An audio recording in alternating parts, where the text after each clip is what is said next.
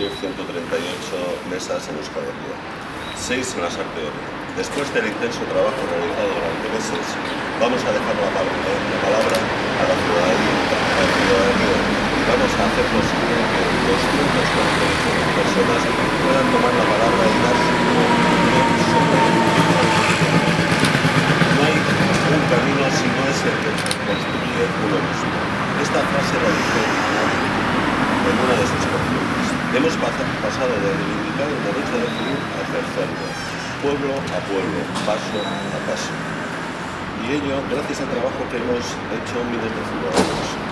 Los ciudadanos de este país hemos cogido las riendas de nuestro futuro y hemos emprendido un camino esperanzador, porque tenemos muy claro que un futuro mejor es posible y que ese futuro lo debemos construir entre todos.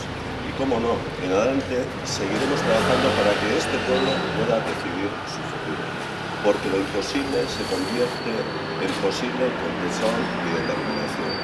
Durante meses, los ciudadanos y ciudadanas hemos tejido voluntades, hemos logrado acuerdos y hemos sumado complejidades.